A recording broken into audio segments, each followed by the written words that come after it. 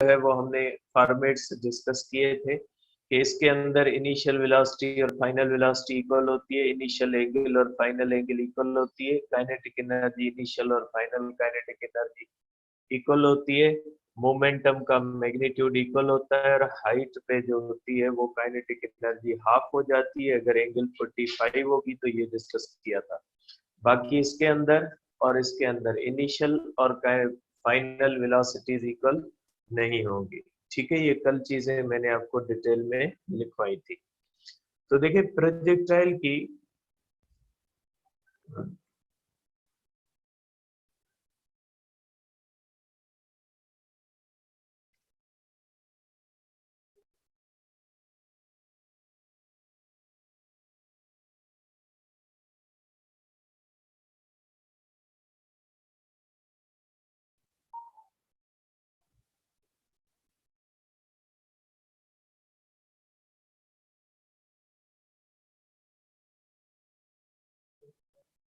Device आ रही है,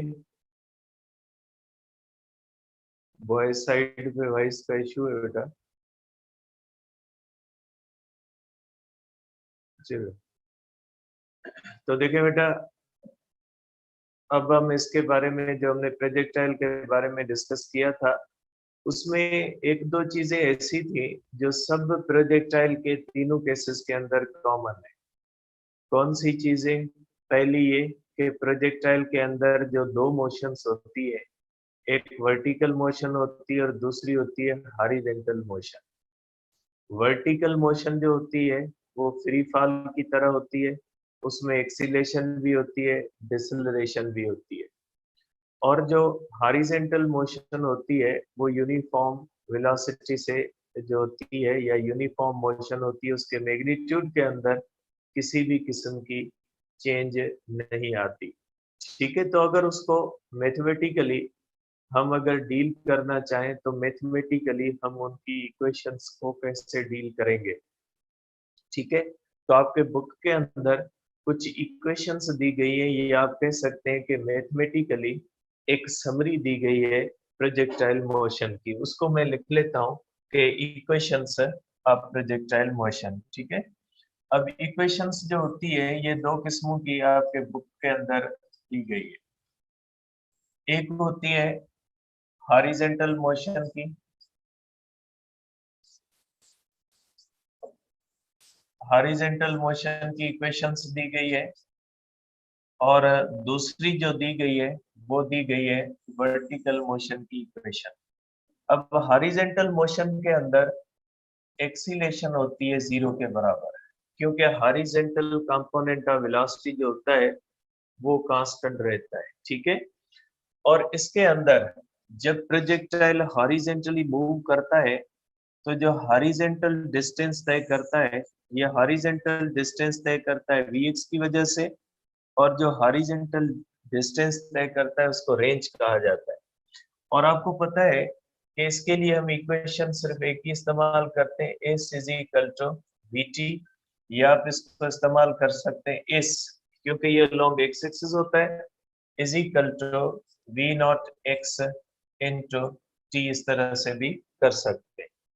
ठीक है, तो हॉरिजॉन्टल जो मोशन होती है उसके लिए आप कहोगे कि हॉरिजॉन्टल एक्सीलरेशन 0 होती है, और हॉरिजॉन्टल जो डिस्टेंस तय होता है, हॉरिजॉन्टल डिस्टेंस जो तय होता है x is equal to v not x into t।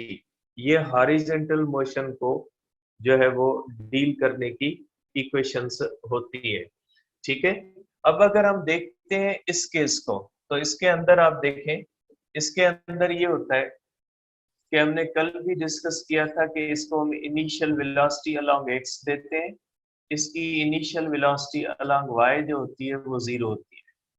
ठीक है, अब ये प्रोजेक्टाइल जब यहाँ पे आता है तो इसकी वेलोसिटी के दो कंपोनेंट होते हैं, vx भी होता है और vy भी होता है। इनिशियल जगह पे इसको vy नहीं होती, लेकिन बाकी किसी भी जगह पे अगर हम देखेंगे तो इसकी vy होगी। अब ये vy इसको किसने दी है? ये vy इसको ग्रेविटी ने दी है। जैसे अगर आपको कंफ्यूजन हो कि कैसे देती है ग्रेविटी, तो देखिए ये पेन है, ये पेन अगर मैं ड्रॉप करता हूं तो इनिशियल वेलोसिटी 0 है, लेकिन ग्रेविटी क्या कर देती है, इसको वेलोसिटी दे देती है।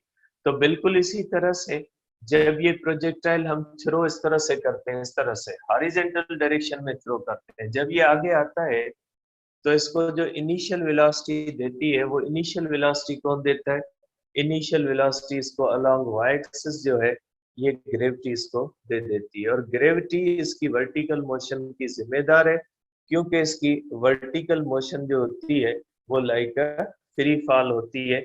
इसलिए अब अगर इसकी फाइनल वेलोसिटी हम यहाँ पे निकालना चाहें तो यहाँ पे इसकी वेलोसिटी हो जाएगी is equal to v x square, ठीक है, प्लस जो होगा वी वाई स्क्वायर होगा। ठीक है, अगर इस जगह पे देखिए इस वेलोसिटी की अगर हम देखते हैं, इस वेलोसिटी के होंगे दो कंपोनेंट, इनिशियल पोजीशन पे वेलोसिटी का सिर्फ एक कंपोनेंट है, लेकिन फाइनल पोजीशन पे यहाँ पे क्या होता है, इसका वेलोसिटी के होते हैं दो कंपोनेंट। तो अगर हम करेंगे तो v is equal to v x square plus क्या हो जाएगा, वी वाई स्क्वायर हो जाएगा।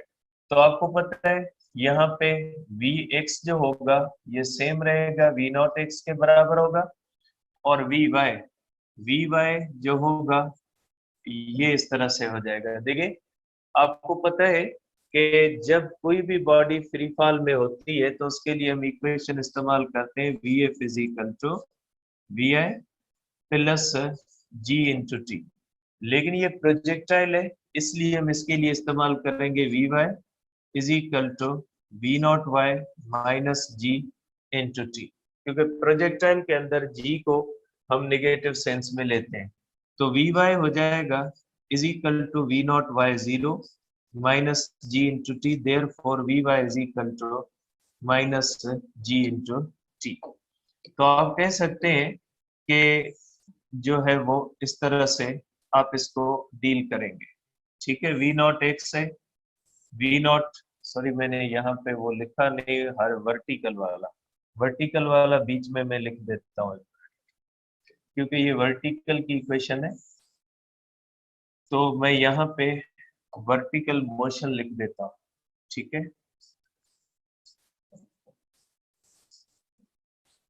मैं यहाँ पे वर्टिकल मोशन लिख लेता हूँ। वर्टिकल मोशन के अंदर वी वाई जो होती है वो माइनस जी इंटू टी के इक्वल होती है, और वर्टिकल के अंदर जो एक्सीलरेशन होती है वो इक्वल टू माइनस जी होती है। प्रोजेक्टाइल इसमें भी आप सेम इक्वेशंस इस्तेमाल कर सकते हैं, इसमें भी जो कर सकते हैं, इसमें तीनों केसेस के अंदर सेम इक्वेशंस इस्तेमाल कर सकते हैं।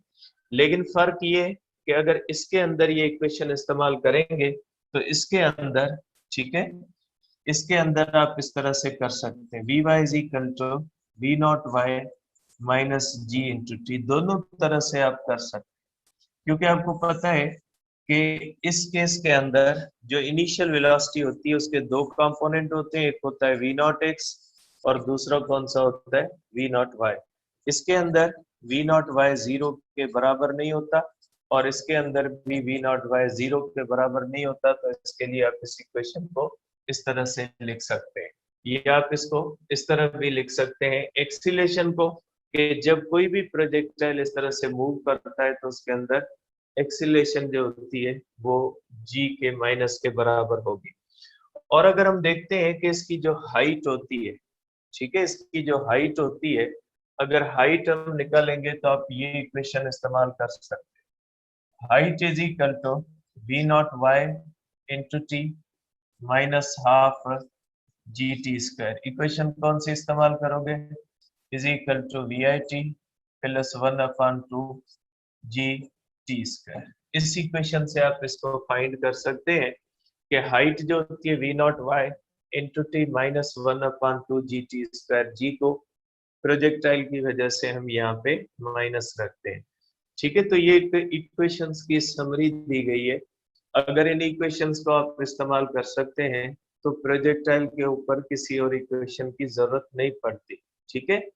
लेकिन बहरहाल और भी इक्वेशंस दी गई है, तो और इक्वेशंस को भी आगे डिस्कस करते हैं। वह ये जो है वो एक इक्वेशंस की समरी दी गई है जो आपके बुक्स के अंदर दी गई है, कि प्रोजेक्टाइल मोशन को समराइज किया गया इन इक्वेशंस के अंदर, कि जो प्रोजेक्टाइल मोशन के अंदर दो तरह की जो मोशन होती है, हॉरिजॉन्टल मोशन और वर्टिकल मोशन, उसको हम किस तरह से डील करेंगे, वो इन इक्वेशन से भी आप इसको डील कर सकते हैं। इसमें दो इक्वेशंस जो होती हैं वो बहुत ही इंपॉर्टेंट है। एक इक्वेशंस को, इस एक इक्वेशन को आप इक्वेशन ए कर दें और इस इक्वेशन को आप कह दें इक्वेशन बी। ठीक है, अब आपको पता है कि ये इक्वेशन ए जो होती है ये हॉरिजॉन्टल मोशन की इक्वेशन, क्योंकि हमने ये हॉरिजॉन्टल मोशन की इक्वेशन लिखी है, ये है डिस्टेंस अलोंग हॉरिजॉन्टल। और ये जो इक्वेशन है ये किसकी इक्वेशन है, वर्टिकल मोशन की, हाइट तय करने की इक्वेशन है। ठीक है, और हमने कल ये डिस्कस किया था कि वर्टिकल मोशन और हॉरिजॉन्टल मोशन एक दूसरे से इंडिपेंडेंट होती है। इंडिपेंडेंट इसलिए होती है क्योंकि दोनों एक दूसरे से परपेंडिकुलर होती हैं, इसलिए हम कहते हैं कि दोनों एक दूसरे से इंडिपेंडेंट होती है। तो आप कह सकते हैं कि ये इक्वेशन ए और इक्वेशन बी दोनों एक दूसरे से इंडिपेंडेंट इक्वेशंस है, क्योंकि इक्वेशन ए हॉरिजॉन्टल मोशन को जाहिर कर रही है और इक्वेशन जो बी होती है ये वर्टिकल मोशन को जाहिर कर रही है।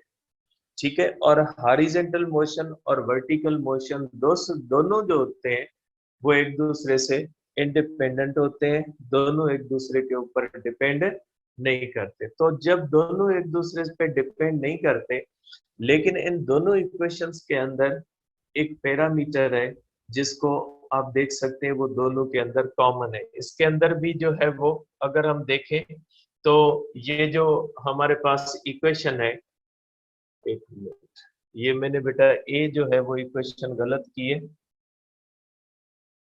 ये इक्वेशन इसको नहीं कहेंगे हम, ये इक्वेशन मैंने लिखी गलत बेटा। ये जो है इसको करते हैं इक्वेशन हॉरिजॉन्टल की, सॉरी ये वेलोसिटी की इक्वेशन है बेटा, जनरल इक्वेशन, ये होती है इक्वेशन ए। ठीक है, मुझसे लिखने में मैंने जो इसको कर दिया है ए। तो ये होता है बेटा, दोनों के अंदर कॉमन होता है टाइम, इसके अंदर भी आप देख सकते हैं टाइम है, और इसके अंदर भी आप देख सकते हैं कि दोनों इक्वेशंस के अंदर टाइम है। और टाइम जो होता है वो दोनों के अंदर कॉमन है दोनों एक दूसरे से इंडिपेंडेंट, एक हॉरिजॉन्टल की और एक वर्टिकल की है, लेकिन दोनों के अंदर एक कॉमन फैक्टर है जो दोनों को कनेक्ट कर रहा है। अब देखिए टाइम, फॉर एग्जांपल ये प्रोजेक्टाइल 5 मिनट के अंदर गिरता है, तो वर्टिकल मोशन का भी टाइम 5 मिनट होगा, हॉरिजॉन्टल मोशन का टाइम भी 5 मिनट होगा। टाइम एक ऐसा फैक्टर है जो दोनों मोशंस के लिए एक जैसा होता है। जब कोई भी ऐसा फैक्टर जो दोनों के लिए कॉमन हो और दोनों इक्वेशंस के अंदर भी वो मौजूद हो, तो उसको पैरामीटर कहा जाता है। यहाँ पे टाइम एक पैरामीटर के तौर पे इस्तेमाल किया गया है, क्योंकि टाइम एक ऐसा फैक्टर होता है जो हॉरिजॉन्टल मोशन और वर्टिकल दोनों मोशंस को लिंक कर रहा है, और लिंक करने वाला जो फैक्टर है वो पैरामीटर है, और कौन सा फैक्टर है वो टाइम है। तो इसलिए इसको हम कहते हैं कि ये दोनों इक्वेशंस पैरामेट्रिक इक्वेशंस कहलाती है। तो अगर पूछा जाए कि प्रोजेक्टाइल के अंदर पैरामेट्रिक इक्वेशंस कौन सी हैं, तो एक ये इक्वेशन है और एक ये इक्वेशन है। एक हाइट की इक्वेशन है और दूसरी किसकी इक्वेशन है, रेंज की इक्वेशन है। और इनके अंदर, दोनों के अंदर जो कॉमन पैरामीटर है वो कॉमन पैरामीटर कौन सा है, टाइम है, जो दोनों को, ये लिंकिंग फैक्टर है जो दोनों इक्वेशंस को एक दूसरे के साथ लिंक कर रहा है, और इन दोनों इक्वेशंस को पैरामेट्रिक इक्वेशंस कहा जाता है। ठीक है, तो ये बेटा जो है वो इक्वेशंस थी जो आपके बुक के अंदर दी गई है। अब हम आगे इसकी और इक्वेशंस को भी डिस्कस करते हैं। ठीक है, अब जो हम डिस्कस करते हैं वो हम करते हैं जनरल केस को, बाकी के इक्वेशंस बाद में करते हैं। तो जनरल केस ऑफ प्रोजेक्टाइल है।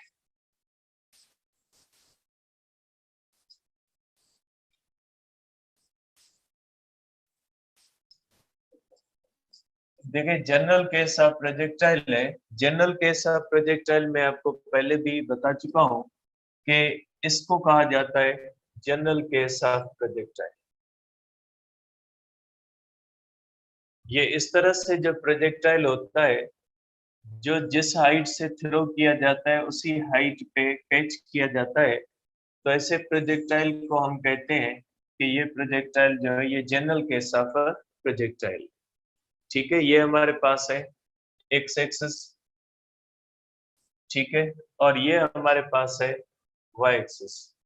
ठीक है, एक्स एक्सिस और वाई एक्सिस है। अब जब हम इसको देखते हैं तो इसके अंदर हम यहाँ से देखते हैं इनिशियल वेलोसिटी, और इस इनिशियल वेलोसिटी वी नॉट के दो कंपोनेंट होते हैं। एक होता है वी नॉट एक्स और दूसरा होता है वी नॉट वाई।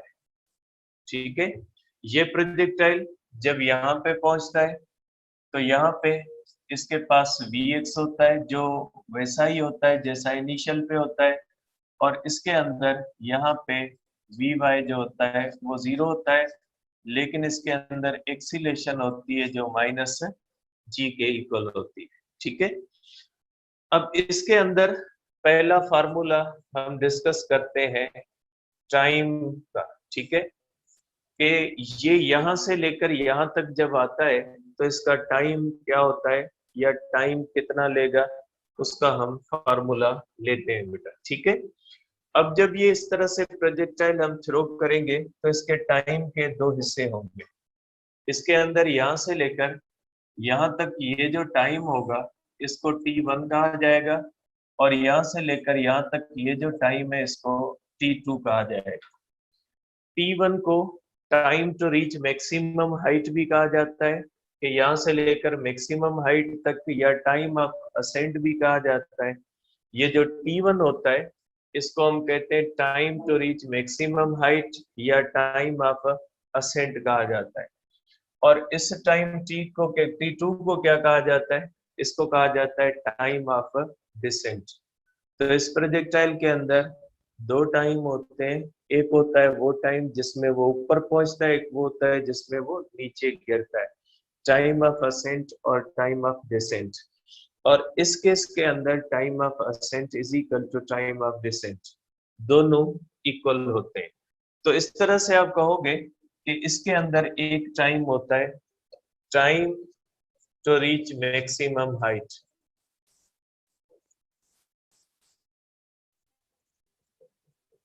या टाइम ऑफ असेंट भी कहा जाता है।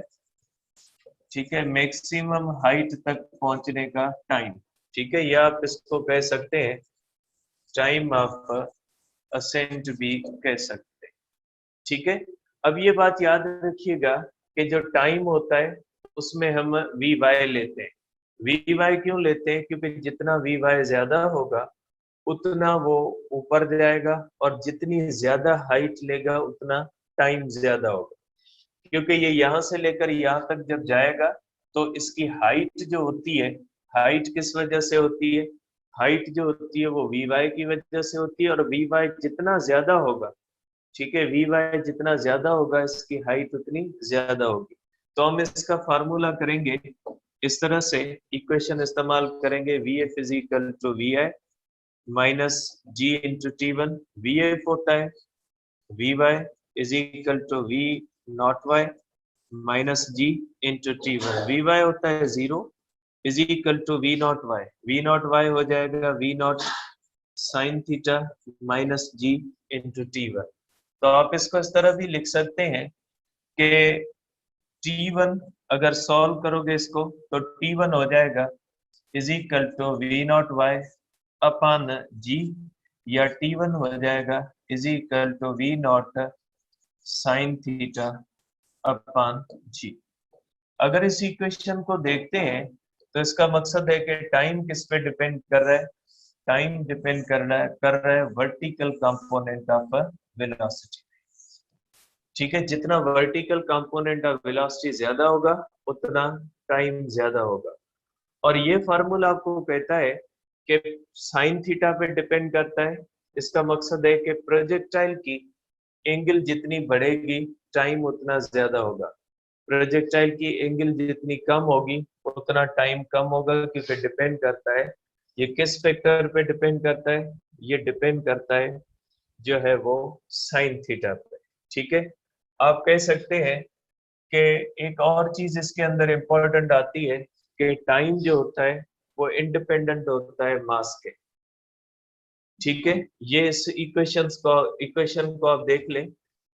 इसका मकसद ये है कि अगर हम दो प्रोजेक्टाइल थ्रो करते हैं इस तरह से, ठीक है, एक की एंगल जो होती है वो थीटा 30 डिग्री है, ठीक है, और दूसरा जो प्रोजेक्टाइल थ्रो करते हैं उसकी एंगल भी 30 डिग्री है, लेकिन एक का मास 5 किलोग्राम है और दूसरे का 10 किलोग्राम है।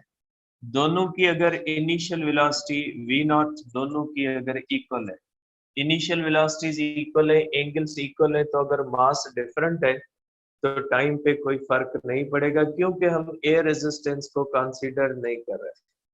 अगर एयर रेजिस्टेंस को कंसीडर करेंगे तो फिर एक अलग बात बन जाएगी।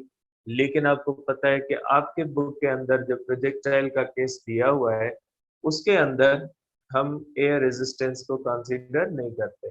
एयर रेजिस्टेंस को अगर कंसीडर नहीं करेंगे तो उस हिसाब से हम कहेंगे कि टाइम पीरियड जो होता है वो डिपेंड करता है दो फैक्टर्स पे, इनिशियल वेलोसिटी पे और एंगल पे डिपेंड करता है, और ये डिपेंड नहीं करेगा मास ऑफ द प्रोजेक्टाइल पे। तो आप कह सकते हैं कि time to reach maximum height, ठीक है, depends upon angle and initial velocity.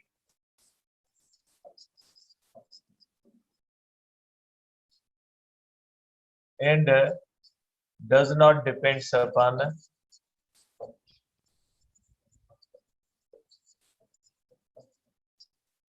mass of projectile, mass पे डिपेंड नहीं करता। ठीक है, जो हम केस पढ़ रहे हैं उसके अंदर ये मास के ऊपर डिपेंड नहीं करता, क्योंकि एयर रेजिस्टेंस को हम कंसीडर नहीं करते यहाँ पे। ठीक है, अब देखिए उसके बाद हम करेंगे दूसरा, टाइम ऑफ डिसेंट करेंगे, T2 कितना होता है। ठीक है, इसको आप कह सकते हैं कि time of descent, time of descent T2। इस केस के अंदर अगर जो हम केस डिस्कस कर रहे हैं इसके अंदर दोनों टाइम जो होते हैं इक्वल होते हैं। ठीक है, जितना टाइम ऑफ असेंट होता है उतना टाइम ऑफ डिसेंट होता है। तो इस तरह से आप इसके बारे में भी कह सकते हैं v not Y upon G, या ये हो जाएगा v नॉट साइन थीटा। ठीक है, आप इसको इस तरह भी कर सकते हैं, v naught sine theta upon g, इस तरह भी कर सकते हैं। T2 और T1 इक्वल होंगे, लेकिन ये जो चीज है ये सिर्फ इस केस के लिए, जरूरी नहीं है कि बाकी केसेस के अंदर भी यही चीज फॉलो हो। अब तीसरी जो चीज इसके अंदर होती है वो होता है टोटल टाइम। ठीक है, टोटल टाइम, या आप इसको कह सकते हैं टाइम ऑफ फ्लाइट। ठीक है, टाइम ऑफ फ्लाइट भी कह सकते हैं। ठीक है, टोटल टाइम भी कह सकते हैं और टाइम ऑफ फ्लाइट भी कह सकते हैं। अब टोटल टाइम के अंदर क्या होता है, टोटल टाइम के अंदर दोनों टाइम्स होते हैं, T1 भी होता है और T2 भी होता है। तो टोटल टाइम के अंदर आप कर सकते हैं is equal to v naught sine theta,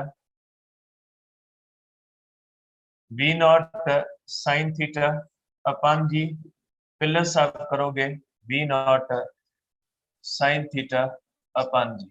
ठीक है, तो टोटल टाइम हमारे पास हो जाएगा is equal to 2v naught sine theta upon g. ठीक है, टोटल टाइम के बारे में अगर हम देखेंगे तो ये हो जाएगा हमारे पास 2v naught sine theta upon g. ठीक है, तो ये हमारे पास आ जाएगा टोटल टाइम का फार्मूला, कि टोटल टाइम जो होता है वो इक्वल हो जाएगा 2v नॉट साइन थीटा। और टोटल टाइम भी उन्हीं फैक्टर्स पे डिपेंड करता है जिस फैक्टर्स पे time to reach maximum height करता है। टोटल टाइम भी इनिशियल वेलोसिटी और एंगल पे डिपेंड करेगा, और इसका टोटल टाइम भी इंडिपेंडेंट हो जाएगा मास से, क्योंकि मास का फैक्टर फार्मूले के अंदर नहीं आता, तो आप कहोगे कि टाइम ऑफ असेंट और टाइम ऑफ डिसेंट या टोटल टाइम तीनों जो होते हैं ये मास के ऊपर डिपेंड नहीं करते। ठीक है, तो ये हमारे पास, या आप इसको इस तरह भी लिख सकते हैं कि total time is equal to 2 V0 Y upon g. ठीक है, इस तरह भी आप इसको लिख सकते हैं। ठीक है, तो ये टोटल टाइम आप इस तरह से कर सकते हैं। ठीक है, अब इसके बाद दूसरा हम फार्मूला करते हैं बेटा, जो है मैक्सिमम हाइट का फार्मूला। दूसरा हम करते हैं बेटा मैक्सिमम हाइट का फार्मूला।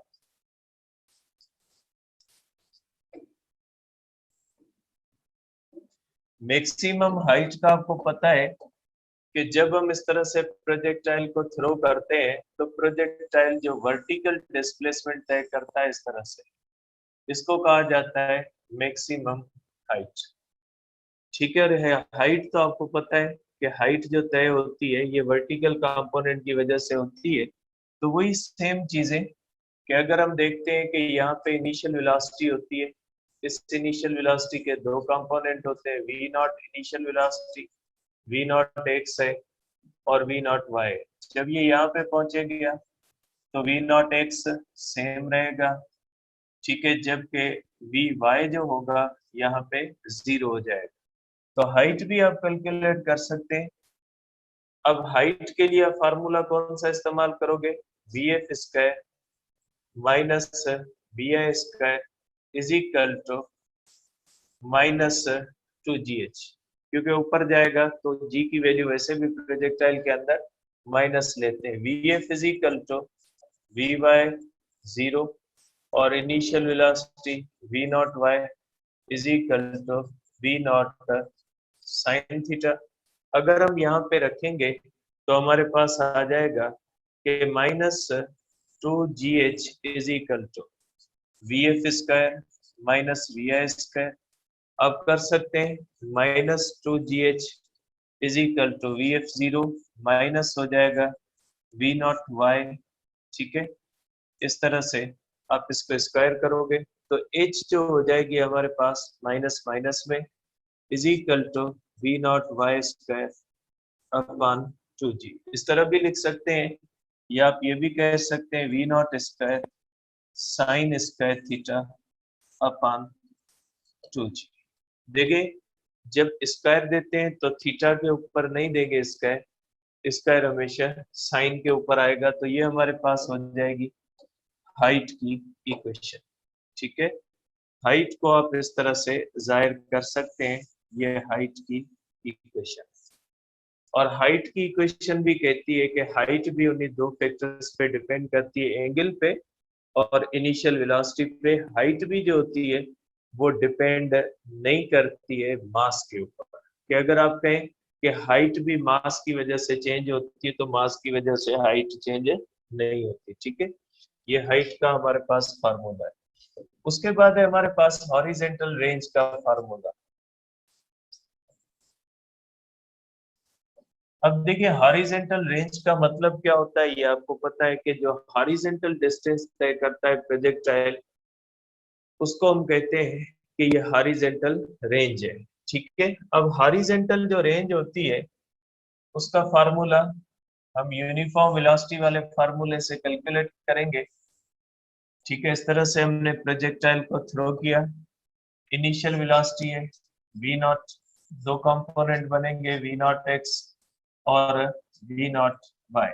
ठीक है, अब ये जो डिस्टेंस होता है एक्स, इसको कहा जाता है हॉरिजेंटल रेंज। और ये जो रेंज तय होती है ये किस वजह से होती है, ये तय होती है ड्यू टू द हॉरिजेंटल जो है वो कंपोनेंट ऑफ वेलोसिटी। देयरफॉर आप इक्वेशन इस्तेमाल करोगे is equal to v into t, horizontal distance range, और ये हो जाएगी v naught x into total time आएगा। रेंज के अंदर बेटा टोटल टाइम आएगा कि कितने टाइम के बाद जाके गिरता है। रेंज के फार्मूले में कोई भी अकेला टाइम नहीं आएगा। ठीक है, तो ये हो जाएगा हमारे पास range is equal to v naught cos theta into time है। देखिए, टाइम का फार्मूला हमने किया है टाइम का फार्मूला होता है 2v0 साइन थीटा अपन इसके आ जाएगा जी, क्योंकि टोटल टाइम का फार्मूला हम यहाँ पे रखेंगे। तो इस तरह आप कर सकते हैं कि range is equal to 2v0x v0y upon g, ये भी लिख सकते हैं आप रेंज का फार्मूला। किसी किसी के अंदर इसी फार्मूले से हो जाता है कि जैसे हॉरिजॉन्टल कंपोनेंट ऑफ वेलोसिटी और वर्टिकल कंपोनेंट ऑफ वेलोसिटी दिए गए हो, तो यहीं पे आप डालोगे तो आपके पास ये आंसर आ जाएगा। लेकिन अगर आप इसको आगे ले जाएं तो इसको आप आगे भी ले जा सकते हैं। इज इक्वल टू ये हो जाएगा हमारे पास v0 स्क्वायर, v0 स्क्वायर, और ये हो जाएगा साइन थीटा और कॉस थीटा अपान जी के बराबर हो जाएगा। ठीक है, आप इसको और भी आगे ले जा सकते हैं, ट्रिग्नोमेट्रिक फार्मूले के अंदर और भी आगे ले जा सकते हैं। Is equal to v0 square 2 sine theta cos theta upon g भी, इस तरह से कर सकते हैं। ट्रिग्नोमेट्री का फार्मूला है कि 2 साइन थीटा और cos theta is equal to sine 2 theta होता है। ये ट्रिग्नोमेट्री का फर्स्ट ईयर के अंदर फार्मूला है। तो ये हो जाएगा हमारे पास range is equal to v0 square, ठीक है, साइन 2 थीटा अपान जी, ये भी हो जाएगा हमारे पास रेंज का फार्मूला। ये भी कर सकते हैं रेंज के लिए, और ये भी आप रेंज के लिए कर सकते हैं। ये फार्मूला रेंज हो जाएगी हमारे पास v0 स्क्वायर साइन 2 थीटा और जी होता है। और रेंज भी उन्हीं फैक्टर्स पे डिपेंड करेगी जिनके ऊपर हाइट और टाइम करते हैं। रेंज भी मास से इंडिपेंडेंट हो जाएगी। ठीक है,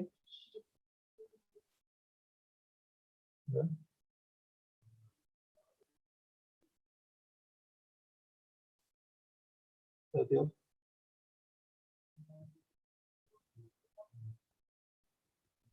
रेंज डाउनवर्ड या अपवर्ड की वजह से नहीं होती, रेंज तो हॉरिजॉन्टल की वजह से होती है। ठीक है, रेंज में तो ना ही अपवर्ड का ताल्लुक होता है, ना ही डाउनवर्ड का ताल्लुक होता है जी।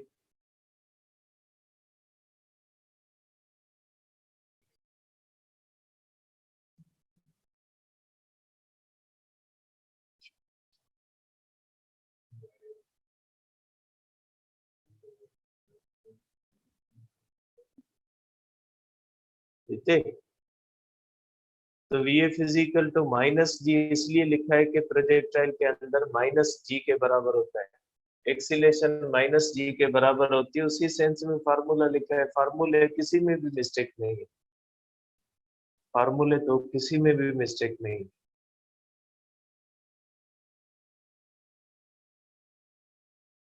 लिख लें, यहाँ पे प्लस करेंगे तो यहाँ पे माइनस तो आपको करनी होगी जब प्रोजेक्टाइल आप लगाओगे, कोई फर्क नहीं होता।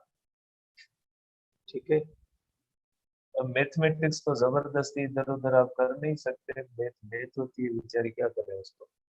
अब देखिए इसके बाद है हमारे पास मैक्सिमम रेंज। अब मैक्सिमम रेंज का मकसद होता है कि ज्यादा से ज्यादा रेंज जो होती है वो किस एंगल पे आती है। ठीक है, अब रेंज जो मैक्सिमम होती है ना, उसके लिए अगर हम देखते हैं तो रेंज किस पे डिपेंड करती है। देखिए बेटा, रेंज जो डिपेंड करती है, रेंज के फार्मूले के अंदर आप कह सकते हैं कि हमारे पास दो चीजें आती है, v0 square sine 2 theta upon g. ठीक है, अब अगर हम देखते हैं कि रेंज उस वक्त मैक्सिमम होगी जब साइन की वैल्यू मैक्सिमम होगी, क्योंकि साइन एक ऐसा फैक्टर है जो वेरिएबल फैक्टर है और ये जुड़ा हुआ है रेंज के फार्मूले के साथ। इसका मकसद है जहां पे साइन की वैल्यू मैक्सिमम होगी वहां पे रेंज मैक्सिमम होगी, और साइन की वैल्यू जो मैक्सिमम होती है वो 90 के ऊपर होती है। ठीक है, साइन 90 जो होती है उसके ऊपर जो है वो साइन की वैल्यू मैक्सिमम होती है। तो आप कह सकते हैं कि रेंज मैक्सिमम उस कंडीशन में होगी जब साइन 2 थीटा की वैल्यू मैक्सिमम होगी। और साइन 2 थीटा की वैल्यू मैक्सिमम तब होगी जब साइन 90 होगी। साइन 90 आपको पता है उसकी वैल्यू 1 है और मैक्सिमम है। इसका मकसद है जहां पे 2 थीटा आता है वहां पे 90 आना चाहिए। जहां पे 2 थीटा होता है वहां पे 90 अगर हम रखेंगे तो 2 थीटा की जगह पे साइन 90 होगा और साइन 91 होगा। तो आप कह सकते हैं कि जहां पे 2 थीटा है वहां पे 90 होनी चाहिए। तो थीटा होनी चाहिए 90/2 इज इक्वल टू 45 डिग्री। तो थीटा होती है मैक्सिमम, जो रेंज की एंगल होती है वो होती है हमारे पास 45 डिग्री पे। तो रेंज जो मैक्सिमम होती है वो 45 पे होती है। तो इसका मतलब एक और भी होता है कि अगर रेंज मैक्सिमम 45 से होती है तो प्रोजेक्टाइल की अगर एंगल 45 से बढ़ेगी तो रेंज कम होगी, और अगर 45 से कम होगी तो भी रेंज तो कम होगी। क्योंकि जो चीज मैक्सिमम होती है 45 पे, इसका मकसद है 45 से एंगल बढ़ेगी तो भी रेंज कम होगी, और 45 से एंगल अगर कम होगी तो भी रेंज क्या हो जाएगी, कम हो जाएगी। ठीक है, तो रेंज जो होती है इसका मतलब ये हुआ कि 45 से ऊपर भी कम होगी और 45 से नीचे भी कम होगी। ज्यादा से ज्यादा अगर किसी भी चीज को आप थ्रो करना चाहते हैं, आप चाहते हैं कि वो चीज दूर से दूर जाए, तो आपको 45 पे थ्रो करनी होगी। तो इसका मतलब ये भी हुआ कि फिर 46 और 45 पे सेम होगी। क्योंकि 44 पे 46 और 44 पे सेम होगी। क्यों सेम होगी? इसलिए कि 45 से 1 बढ़ेंगे तो भी कम होगी और 1 कम करेंगे तो भी रेंज कम होगी। तो दोनों के ऊपर क्या हो जाएगी, इक्वल होगी। ट्रिग्नोमेट्रिक आइडेंटिटी है। तो इस तरह से आप कहेंगे कि रेंज जो होती है वो सेम होती है। ठीक है, तो सेम रेंज होती है। ठीक है, सेम रेंज जो होती है वो किस पे हो जाएगी, तो फिर ये जो सेम रेंज होगी ये इस तरह से हो जाएगी। अगर 45 हम देखते हैं तो 45 पे मैक्सिमम होगी। ये हमारे पास 45 है, सपोज करें 45 पे मैक्सिमम है। अब अगर हम 60 करेंगे या जैसे हम 30 करें तो ये 60 डिग्री है और ये 30 डिग्री है। इसके ऊपर रेंज सेम होगी, क्योंकि ऊपर जाने से भी रेंज कम होगी और नीचे आने से भी रेंज क्या हो जाएगी, कम होगी। तो रेंज जो होती है वो दो एंगल्स पे सेम होगी, क्योंकि 45 पे मैक्सिमम है। और उसका रूल क्या होता है? उसका रूल ये होता है कि रेंज जो होती है वो सेम होती है 45 प्लस थीटा पे एंड 45 माइनस थीटा। ठीक है, और ये रेंज किस में होती है, सेम डायरेक्शन में। इसको आप कर लें सेम डायरेक्शन। सेम डायरेक्शन है और सेम डायरेक्शन के अंदर जो है वो रेंज 45 प्लस थीटा और 45 माइनस थीटा वैसे है। 60 जो होता है इसके बारे में आप कह सकते हैं 45 प्लस 15 है, और 30 के बारे में आप कह सकते हैं कि 45 माइनस 15 है। तो आप देखिए दोनों के ऊपर जो है वो रेंज सेम है। तो ये रूल आपको कहता है कि 46 44 की, 47 43 की, 48 42 की, 49 41 की, 50 40 की, 51 39 की, 52 38 की रेंज सेम होगी। जितना आप 45 से प्लस करोगे उतना ही माइनस करोगे तो उन दोनों एंगल्स के ऊपर रेंज होगी वो सेम होगी। या आप ये भी कह सकते हैं कि जिनकी सम जो हो, ठीक है, जिनकी सम जो होती है, एंगल्स की सम अगर 90 के बराबर हो तो उसके ऊपर रेंज सेम होगी। अगर आपको दो एंगल्स दी गई हो और पूछा गया हो कि इनके ऊपर रेंज सेम होगी या नहीं, तो उनको सम कीजिएगा। अगर दोनों की सम 90 आती है तो इसका मकसद है कि उनके ऊपर जो है वो रेंज होगी सेम। ठीक है, रेंज सेम होगी। इसके अंदर आप कहोगे रेंज सेम है लेकिन टाइम ऑफ फ्लाइट सेम नहीं है। टाइम ऑफ फ्लाइट सेम नहीं होगा दोनों का।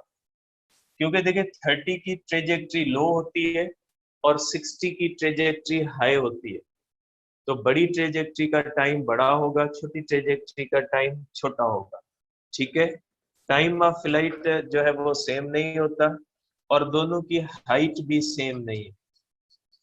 हाइट इज नॉट सेम, दोनों की हाइट भी सेम नहीं है। 30 डिग्री की और 60 डिग्री की रेंज सेम है, टाइम सेम नहीं होगा, हाइट सेम नहीं होगी।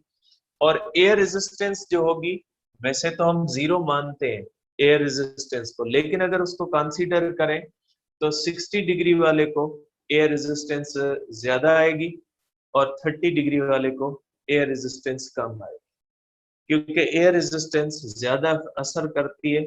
जो ज्यादा देर तक रहेगा प्रोजेक्टाइल, जितना ज्यादा टाइम रहेगा उतनी एयर रेजिस्टेंस ज्यादा होगी।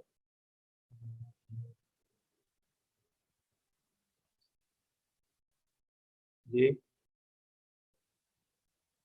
क्या लिखा हुआ है?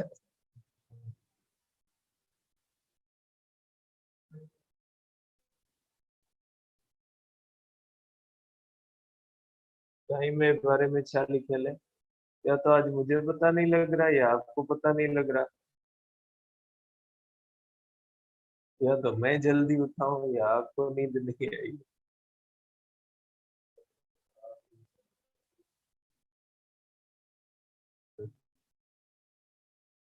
हमारी मर्जी है। नाश्तो कौन मिले, भूखे कौन मिले होंगे, कौन मिले होंगे तो जल्दी। मेहरबानी, ठीक है। ऐसा किया करें, चाय वाय का बंदोबस्त किया करें, अच्छा रहेगा, सेहत के लिए अच्छा रहेगा, दिमाग के लिए अच्छा रहेगा। माशाल्लाह, अभी तो आप घर में बड़े जो होगे वो क्या कहते हैं, स्पेशल प्रोटोकॉल होगा आपको रिचार्ज।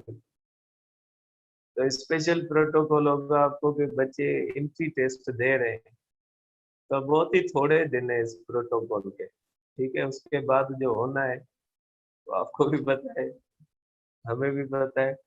इसलिए उस प्रोटोकॉल के फायदे ले। ठीक है, चाय वाय मंगा लिया करें, ऑर्डर वार्डर दिया करें कि चाय ले आओ, खाना ले आओ। थक गए हैं पढ़ पढ़ के, बस हालत हो गई है।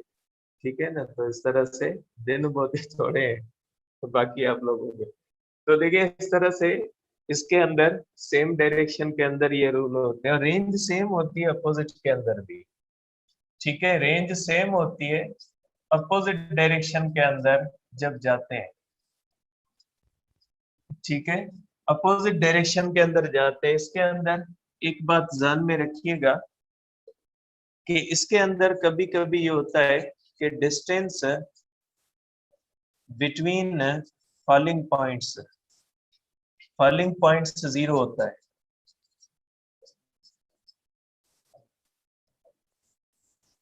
बेटा दोनों की फॉलिंग पॉइंट्स इक्वल होती है ना, तो इनके दरमियान जो डेल्टा एक्स होता है वो 0 होता है।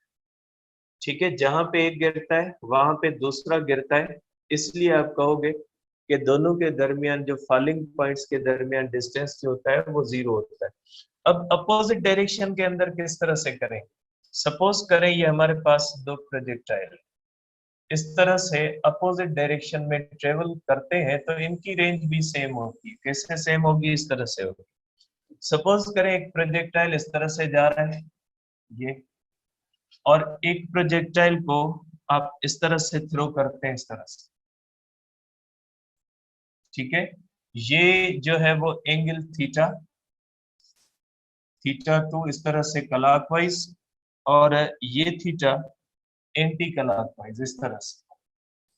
अगर ये इक्वल है तो इनकी दोनों की भी रेंज क्या हो जाएगी? इक्वल होगी, लेकिन डायरेक्शन क्या हो जाएगा? डायरेक्शन अपोजिट हो जाएगा। अब इसका रूल क्या होता है? इसका रूल ये होता है, इसका रूल ये होता है हमारे पास, इसको हम कहते हैं 90 माइनस थीटा। ठीक है, और इसको हम क्या कहते हैं? इसको एंगल हमेशा क्लॉकवाइज ली जाती है, सॉरी एंटी क्लॉकवाइज ली जाती है। तो इस एंगल को कहा जाता है 90 प्लस थीटा। ठीक है, ये जो एंगल हम यहां से लेंगे ना, ये एंगल, इस एंगल को कहा जाएगा 90 प्लस थीटा। ठीक है, जैसे फॉर एग्जांपल 90 डिग्री और जो है वो 80 डिग्री और 100 डिग्री की रेंज सेम हो। अगर कोई भी प्रोजेक्टाइल 80 डिग्री पे थ्रो करें और 100 डिग्री पे थ्रो करें तो उनकी रेंज सेम होगी। कैसे सेम होगी? इस तरह से सेम होगी। अगर एक 80 डिग्री पे आपने थ्रो किया यहाँ से और दूसरा 100 पे यहाँ पे जाएगा, ये 100 डिग्री पे होगा। दोनों अपोजिट डायरेक्शन में जाएंगे लेकिन दोनों की रेंज क्या हो जाएगी? सेम। तो इस तरह से आप कह सकते हैं कि 90 प्लस थीटा पे और 90 माइनस थीटा पे भी रेंज सेम होती है। 90 प्लस थीटा और 90 माइनस थीटा पे भी रेंज सेम होती है। इसमें रेंज सेम, टाइम सेम और हाइट सेम होती है। ठीक है, तीनों चीजें इसके अंदर सेम होती है। एयर रेजिस्टेंस सेम होती है। दोनों को इक्वल एयर रेजिस्टेंस फेस करनी पड़ेगी इस केस के अंदर। और इसके अंदर डिस्टेंस जो होता है between falling points, distance between falling points, falling points जो होता है वो is equal to twice of range होता है, डबल ऑफ रेंज होता है। क्योंकि यहां से देखें कि दोनों की फॉलिंग पॉइंट्स के दरमियान डिस्टेंस ये है, ये इसकी रेंज आर होगी और ये इसकी रेंज आर होगी। तो दोनों के दरमियान डिस्टेंस कितना हो जाएगा? दोनों के दरमियान डिस्टेंस जो होगा वो ट्वाइस ऑफ आर के इक्वल आ जाएगा। ठीक है, तो ये रेंज के स्पेशल केसेस हैं जिसके अंदर आप करोगे, इसके अंदर जो सम होती है ना वो 180 आएगी।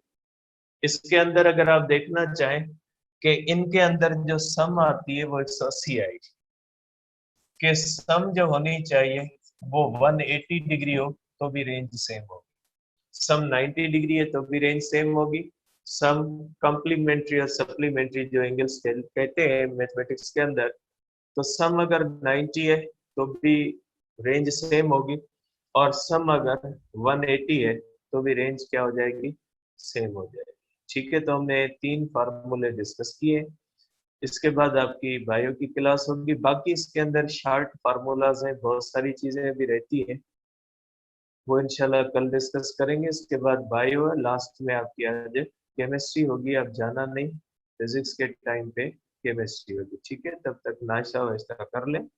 ठीक है, तो आपका दिमाग काम नहीं कर रहा, मेरा भी नहीं कर रहा। ठीक है, क्योंकि सवेरे जो होता है फर्स्ट ईयर वाला